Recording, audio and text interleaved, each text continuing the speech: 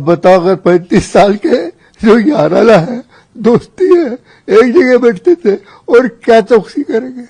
वो परिवार को मालूम था कि बच्ची का किसी के साथ लव है। 35 साल की दोस्ती थी और ये मर्डर में बदल गई। आखिर इतनी लंबी दोस्ती होने के बावजूद मर्डर हुआ कैसे?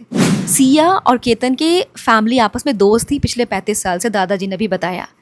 लेकिन ये दोस्ती आपकी थी ना, पेरेंट टू पेरेंट। बच्चों की दोस्ती रोमांस में बदल जाएगी, ऐसा आपने कैसे सोच लिया?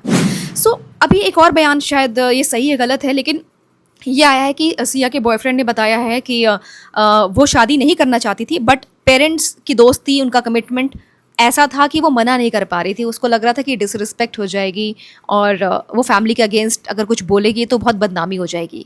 एक बयान और आया है कि उसने केतन को भी बताया था, लेकिन केतन शादी नहीं तोड़ना चाहता था।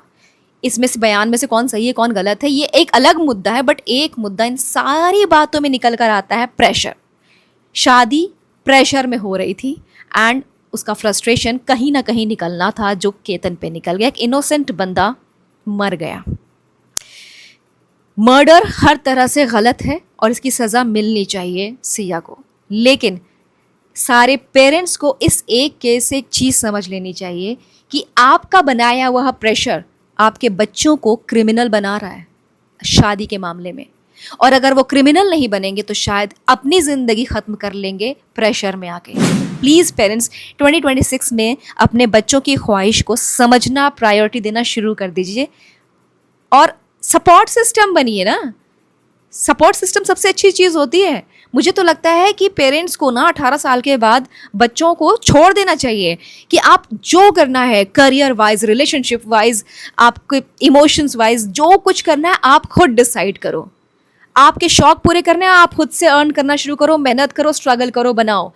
पार्टनर ढूंढना है, आप अपना पार्टनर ढूंढो। जहाँ ज़रूरत होगी सही गलत समझने की, हम तुम्हारे लिए एक सपोर्ट सिस्टम बन के खड़े हैं। हमें तुम पर ट्रस्ट है, तुम हम पर ट्रस्ट रखो।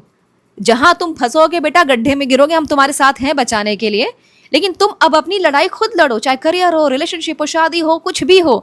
अगर ये सिस्टम बन जाए ना तो बच्चे कभी अपना परिवार ना छोड़ें, कभी किसी के साथ ना गलत करें, खुद के साथ गलत ना करें और खुद को बिल्ड करना सीखें।